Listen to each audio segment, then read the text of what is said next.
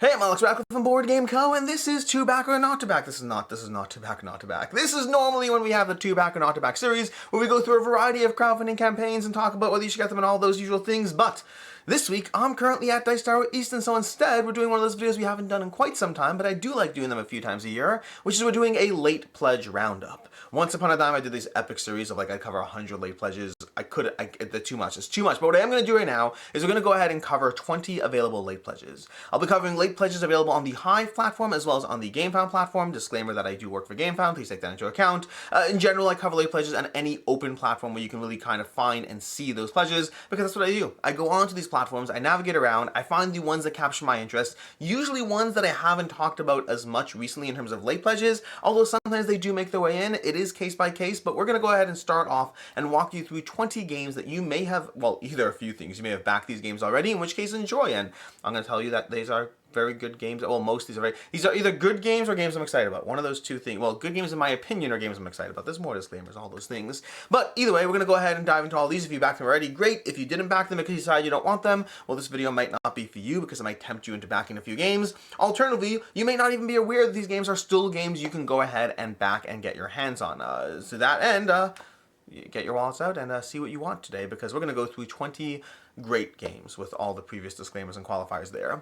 Anyways, let's go ahead and start this off. We're starting off with Arydia, The Path We Dare Tread. An oldie but a goodie. This game is still available to late pledge as of right now. The game has definitely been delayed, which we've seen many great games come out that can be delayed, and we've seen many games that are mediocre be delayed.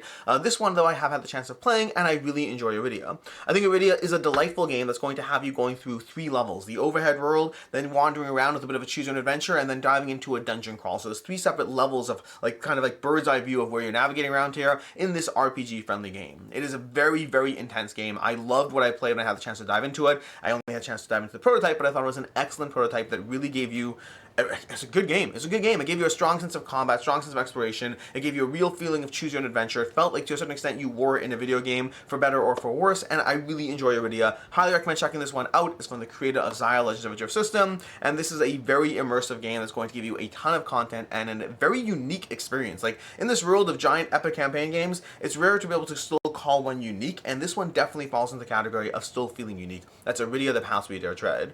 We also have, if I can find my mouse, where'd my mouse go? Oh, there's my mouse, just moving very fast. We have Core of Discovery by J. Cormier, Off the Page Games. Core of Discovery. This one is available to go ahead and late pledge. I'm going to try not to say that because it's all available to late pledge. I should say most of them. I try double checking, but usually something every once in a while, one of them I'm wrong about and you can't still get it. To those, I apologize, but these ones did seem available. So, J. Cormier, Core of Discovery. This is going to be a cooperative deduction game where you're wandering around, different scenarios you can go through. Each scenario have different logic rules in play, and you're trying to figure out how to accomplish your objectives as you use the logic and deduction element of the game combined with the action economy, and try to figure out how you can figure out your way forward with each unique puzzle. Each puzzle is incredibly unique as far as the ways they go. They give you different ways that the thing plays out while utilizing the same core system. It's a delightful experience. If you have a chance, you can always check this out at, I don't know, Gen Con probably. I think they'll be available to demo at Gen Con. I'm not sure. I'll be doing a separate video on 20 games you can demo at Gen Con. This is not that video. But Core Discovery, if you have a chance, try this out. If you like deduction games and cooperative games, this should be up your alley. That's Core Discovery. Check it out. I think I've said check it out 5 times now.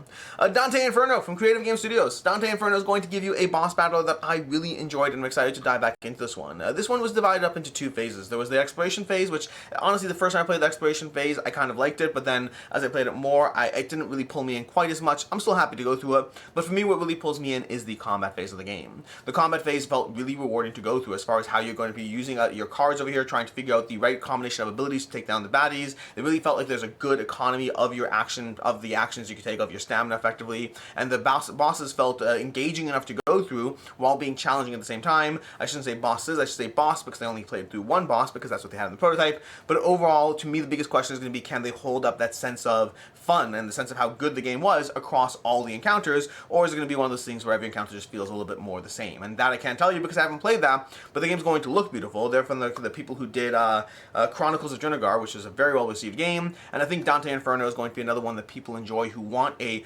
dungeon crawler kind of exploration system, or dungeon crawler boss battler, more boss battle than dungeon crawler honestly, but it gives it to you in a very absorbable format. This was not too much to learn. Like if you're looking for conversations of this or Oathsworn or this or Primal, all that, I think Oathsworn and Primal are better games. I think Chronicles of Drunagar is probably more accessible, not Chronicles of Drunagar, DANTE Inferno. I think DANTE Inferno is probably more accessible. Then we have over here, we have Diatoms. Diatoms is going to be coming to you from, well, actually, from Little Lumino. I think I'm saying that correctly. But this is a game that was very much compared to games like Azul. It's very much compared to a puzzly game of trying to gather tokens, place them down, try to fulfill scoring objectives. It was a winner of the Cardboard Edison Awards. This is a crowdfunding campaign for a game that I still haven't tried this one out. I've been wanting to try this one because it looks, well, honestly, the looks don't pull me in quite as much, but the gameplay style is what has me interested. The idea of the different things that board there, that looks very unique over there, and the way you slot things into different areas to try to score points while fulfilling different goals. It looked very challenging. It seemed very well received. The only problem is I haven't actually played this one, but I do want to table and play Diatoms. We also have Firefighters on Duty. Firefighters on Duty is going to be a cooperative game, a thrilling real-time cooperative game with teamwork sparks victory. It seems to be built primarily on the, oh my gosh, it seems to be semi-built on the Project Elite system, which makes sense coming from Arydia Games, who are originally from behind Project Elite, and then they teamed up with CMON to make the new version. But I like Project Elite a lot. In fact, it's the only real-time game that has actually stayed in my collection. Usually I find real-time to be a bit of a gimmick, and while I like them, they don't usually stick around. And in the case of Project Elite, it has. So combine that with a firefighter theme. I still have fond memories of playing Flashpoint in general from now I'm going to get sidetracked. Not Stronghold. Indie Boards and Cards. Flashpoint from Indie Boards and Cards. Flashpoint Fire Rescue, I should say. And so Firefighters on Duty, definitely one I'm very interested in checking out, especially if it, the final game does prove to be good. But it's your chance to go ahead and get that one. There's also Floe from Pika Games. Floe from Pika Games is going to be a giant adventure game that is, well, it depends. I mean, so this one, my own pet peeve of this one was it's under the Pika Games line, which theoretically is more family friendly, and I didn't find Floe to be a easy and absorbable game. I thought there's a lot going on. Not necessarily a bad thing, but certainly not a easy and absorbable game system, at least for me. That said, the game, oh my gosh, those minis look adorable. Oh my god, it looks really solid. But that said, the game itself, overall, tons of things going on in this game, different ways to play. There's a level of escalation as far as learning rules one at a time. It's a beautiful aesthetic. If you're looking for an adventure game that gives you a lot to do, Floe from Pika Games. It's probably my favorite game from the Pika and Fantasia, probably my least favorite game from the Pika and Fantasia Games line, but still overall a decent game. Then we have over here Food Chain Magnate Special Edition. This is one that had a lot of controversy around the title when it came out, just given the price of the game. Although if you missed it, they did respond to that by putting out different pledge options. So there are more intermediate pledge options for those who wanted a deluxe, but not necessarily the full-on deluxe. For me, Food Chain Magnate is still a delightful game, one of my favorite games, one of the heaviest favorite games that I really love. I think it's an excellent time. I think it gives you a ton to think about. I still haven't played the expansion, and I want to play the expansion. This is one that I chose not to back at the time. I don't know if they're going to send me one, but I chose not to back it just given the price point. The amount of times I play Food Chain Magnate a year, for me, isn't worth the cost of what you'd be paying for this. I play Food Chain Magnate once or twice a year. It's a great game, but the copy I have works totally fine right now. But this, if you are looking for a deluxeified, over-the-top version of one of the best games on Board Game Geek, Food Chain Magnate Special Edition from Lucky Duck Games is where to check that out. There's also God of War the board game from CMON. God of War the board game, I really enjoyed this one. I had a chance to play through several times on TTS only. They did not have physical prototypes at the time, but this kind of builds off of some similarities of Cthulhu Death May Die, which is arguably my favorite CMON game. I don't think arguably. It is my favorite CMON game, and this builds off of some of that overlap while being very different at the same time. In some areas, it's worse than Cthulhu Death May Die. I think Cthulhu Death May Die is amazing. It's going to be hard to beat that one. But in one of the areas that was very different and unique is the shared damage mechanic in the game. There's this whole synergy mechanic where you are working together with the two main characters in the game, and yes, there is a 3 and 4 player mode, but you're working together to put damage onto various characters in the game and trying to make sure you both simultaneously damage people to get synergy rewards. That results in an interesting, different puzzle than what you might be used to in most of these cooperative games. Or most of these games, you're like, you kill them, who really cares? As long as they're dead, we're doing fine. Although that's not entirely true. In Zombicide, you want to make sure you level up simultaneously, but you're still killing different people. The idea that you get rewarded and achieve progress by making sure you're constantly working together to take people out, a very interesting mechanic and very interesting twist that really forced you to examine the game differently. Really enjoyed God of War the board game and looking forward to it. We also have Heroes of Land, Air, and Sea, a deluxe reprint. If you missed this, they did. Gameland Games did a deluxe reprint of this game. They've had several versions on crowdfunding. They brought this back again for a full deluxe reprint. Heroes of Land, Air, and Sea is a 4X game of massive proportions with a ton of things going on, a ton of classes, heroes, abilities left, right, and center. This was an epic experience when I originally played this way back in the day. It is one that for me is almost too overwhelming. It's not a game that I can play once a year. It's a game that I have to play on a regular basis to really know all the powers and abilities left, right, and center. But if you are the kind of person who likes diving into the same 4X games with your group, I think Heroes of Land, Air, and Sea is one of the better experiences out there that will fill that niche and be incredibly rewarding while doing so. We also has Heroes of the Sanctum. Heroes of the Sanctum is going to be a much smaller game from a smaller publisher. This is giving you a solo, I believe it's cooperative version as well. I believe I'm 99% sure it's solo and co-op, I think. Heroes of the Sanctum also supports up to 4 players. See the multiplayer expansion. So I guess it is primarily designed as a solo game, I think. I mean, I played this one solo. Heroes of the Sanctum, wait, is this the right game? Am I looking at the right game? I'm sorry. I might be lying. Okay. So, awkward. I confused which game I'm looking at here. There's a different game I'm thinking of. It's not Heroes of the Sanctum. Heroes of the Sanctum is a game that I haven't played. I do want to play this game, but I mixed up two different games. So excuse me as I realize that the game I'm looking at is not the game I played, which was a different game, kind of similar vibes, honestly, just not this game. Anyways, Heroes of the Sanctum. It looks cool. That's what I got on this one. I do remember this one as being a cool looking solo / multiplayer game of kind of, Slay the Spire type progression type system. There have been a bunch of those recently. Another one including that I liked, and don't know the name of it right now, but it was a really good game. But Heroes of the Sanctum, you can check this out too. It looks cool. Moving on, we have Horizon Forbidden West Seeds of Rebellion. This is going to be taking the Forbidden West, or the Horizon Zero Dawn series from the original video game. Steamforged Games brought it to your table, and this one takes what they built in that system, but then expands upon that gameplay and further makes it much better. If you've played the original Horizon Zero Dawn, then you'll know that the game had a lot of promise to it. There were a lot of things that worked really well in the game, but there were a lot of things that just didn't, including just the very nature of the competitive / cooperative play, where the competitive play didn't feel thematic and right, and the cooperative play felt unbalanced. And so they took this game and they built upon the best things that they already had and tweaked and improved the things that weren't working to be better. So now it's a full co-op game. There's gonna be a lot more going on. There's a full campaign mode to go through. Overall, the entire system is much more engaging. If you liked Horizon Zero Dawn, but if you like elements of Horizon Zero Dawn, but you wanted a game that feels better, I think Forbidden West does that. I think Forbidden West gives you a better game system. I really enjoyed this one. I thought it was a very solid, again, with the caveat that I only played through the prototype. I only got a single scenario to go through. I have not seen a lot more, so it's the usual thing where what I saw, I enjoyed. How will that translate and expand to playing the full game? Different conversation entirely, and especially with myself, campaign games are always a risk as far as will they work for me or not long term. Do I like it enough to give you that much time? But in the case of Horizon Forbidden West, if you do like the core structure from Zero Dawn, I think this took that and made it better. I've had a lot of fun playing through this. I do think it's tactically rewarding. You can check out anything from film playthroughs to the streams to review content on this one. But Horizon Forbidden West Seeds of Rebellion from Steamforged Games, still available to late pledge. We also have Horror of the Orient Express, the board game. This is a delightful Euro game that's going to be coming to you from Chaosium. They launched one on Kickstarter, and then they had this is coming to you from, from the designer of Nemesis, Frostpunk, and Destinies, whose name I'm blanking on now. Adam Krapinski, I believe. Adam Krapinski? Yeah, Adam Krapinski. There we go, on the box over there. But either way, this is going to be a cooperative game of being on the Horror in the Orient Express while you attempt to deduce who's who, where the people are, while you attempt not to die from all the various threats heading your way. This one did incredibly well overall in crowdfunding, and it's a game that looks very solid. It's designed by Adam Krapinski, who has a lot of great games under his belt, and having played this one, I had to have a chance to play this one. Didn't cover it on the channel, unfortunately. I just never got sent the prototype, but I did have a chance to play it both at fairs as well as at conventions, as well as online with the designer himself, and I thought it was a very solid game, giving you a lot of cooperative things to juggle, to manage, giving you lots of character abilities to level up and grow into, which I love powers and abilities, and that's definitely true here as well. That's going to be Horror on the Orient Express.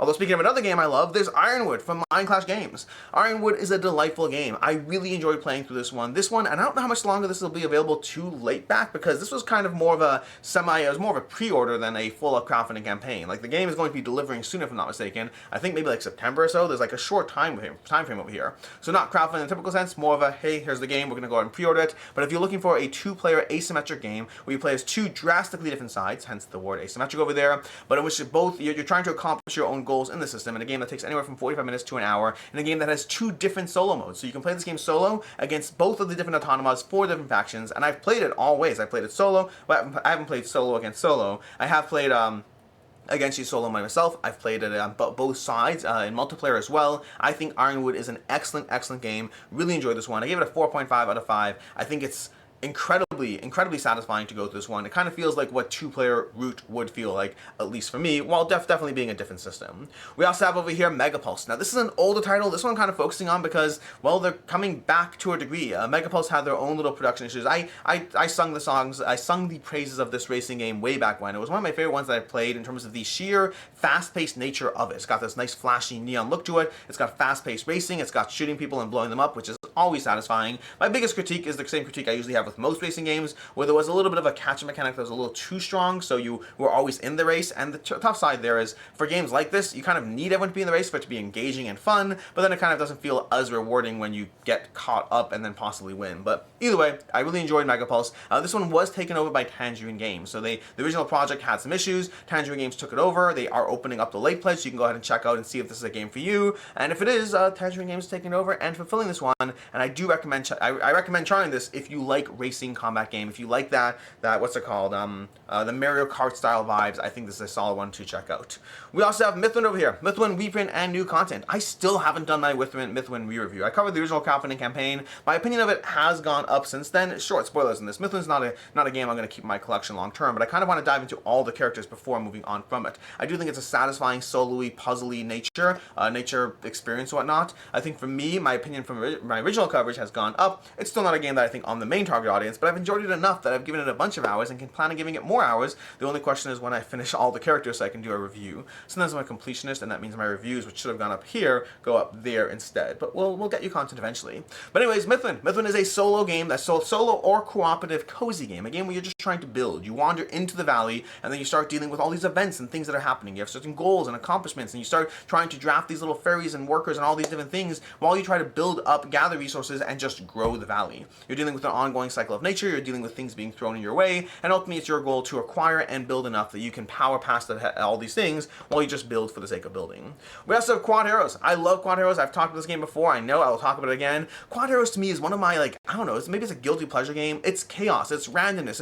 It's not randomness. It's chaos. It's just chaos and more chaos as you attempt to accomplish whatever goals you're going for, whether that's a solo. It says 2 to 6 over there. It shouldn't say 2 to 6. Maybe the core game is 2 to 6, but I know that during the crowdfunding campaign, there was an entire book of solo puzzles, so maybe they're doing 2 to 6 because the base game's not solo. Not sure. But either way, there's a solo mode in case you're seeing that or interested. But this game gives you, basically trying to give you programmed movement with your quads. You are moving your quads around the board, you're tumbling them in different directions, and the way you tumble them is going to activate different abilities, but you also have all these items and the board itself that's going to be constantly throwing things your way. This to me is such a satisfying experience. I love the first edition of the game. Second edition is just as satisfying. I think this is an excellent, fun experience that's going to have you tumbling your quads all over the place. The second edition does come with pre-painted miniatures, if I'm not mistaken, and that's just going to get added to extra level, and part of that's the look of it. Part of it is it makes the game more functional too. The nature of the unpainted miniatures made it a little harder to kind of notice which side is what at a given point, but either way, this is an incredibly satisfying game experience. If you like chaos, if you like programmed movement, if you like powers and abilities, Quodd Heroes has all of that and more in solo and competitive. I think cooperative play too, but I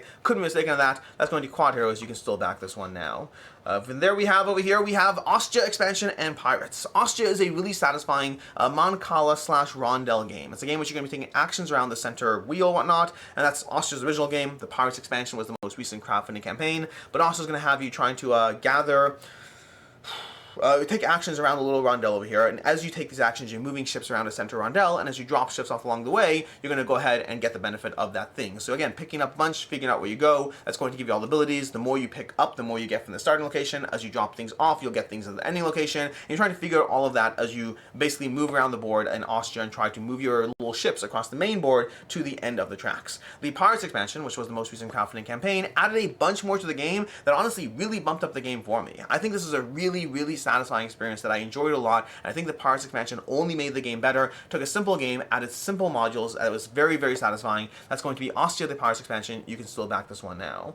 Now from there we have three more. We have Robot Quest Arena. This one over here, I still haven't played with the expansion content on this one, and I do want to try it out. I've heard good things about expansion content, but this is going to be a visually delightful. Speaking of pre-painted miniatures from Quodd Heroes over here, this has some amazing pre-painted miniatures. If you've seen these guys in person, they look smaller on that page than they are. Like, they're giant. They're in your hands. They have a table presence. They are cool looking. I highly recommend checking out just the table presence on these alone. Past that, it's a deck building skirmish game. Now, the base game overall, this one arguably from all the games I've covered today, this one is probably my least favorite personally. I think it was fun. I think it was satisfying, but it kind of tapped out. It's a fun, satisfying game. That's kind of where I ended up on it, but not really loving it, although it has gotten a lot of high praise, and I do want to try out the expansions like I mentioned already, because I think the expansions I've heard that they further add to the gameplay, the variability, the depth of the system. This is coming to you from Wise Wizard Games, who's famous for Star Realms, one of the most popular games, so they know deck building, and they've they've brought that to your table with a visually delightful Robot Quest Arena style deck building game as well.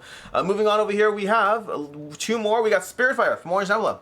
Spiritfire, this is coming to you from Oneb, who I love as a publisher in general. I love Vindication, I love Unsettled, and I really enjoyed what I got to play with Spiritfire, and I did get to play Spiritfire. This is one where I got to try out the game, see how it was, and it was definitely in the prototype phase, lots of development still needed in terms of different things, the full package, but I got to try different aspects of how the game all comes together, and all of it was really, really rewarding. It gave you a puzzly game to go through, a game that's meant to be a living board game. So the idea of it is similar to Mythwind over here. The idea that you're going through a game and you're just doing things, faced with barriers, trying to get past those barriers, growing and exploring and developing, well, growing and exploring for the sake of growing and exploring. Where it's different is this one gives you kind of more of a almost narrative world building aspects to dive through, various challenges you'll have to go through, and trying to build a deck and develop that deck to better improve how you can face off and deal with those challenges while trying to maintain your spark, your life force, for as long as possible within the system. You're just trying to survive, get things done before you pass the flame on to the next generation, which could be another character you build through over here. This game felt very ambitious. It felt very different. One thing I have said is if you're someone who doesn't like taking risks, this game might not be for you, because I think it is taking risks. No differently than Mythwind was taking risks when it said, hey,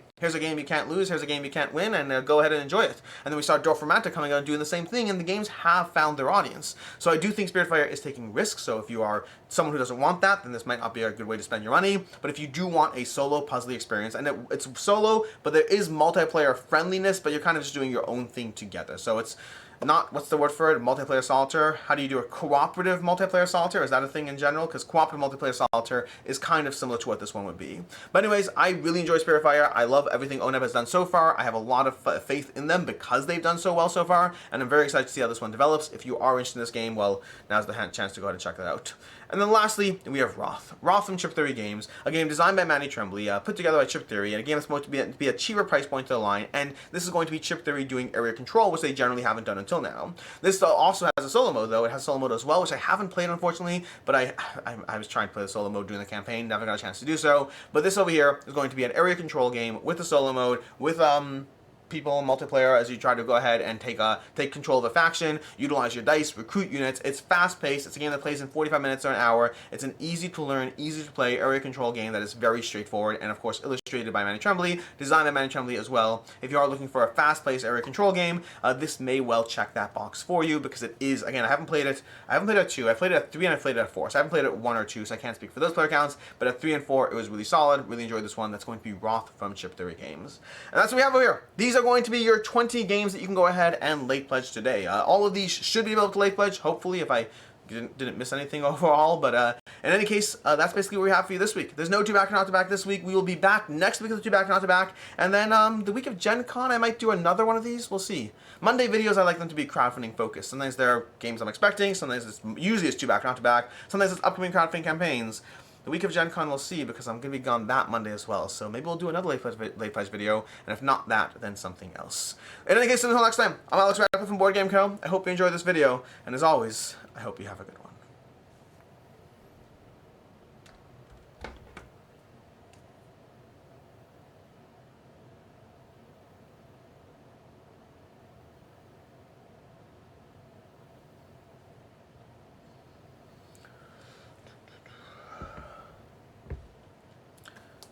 What did the green grape say to the purple grape?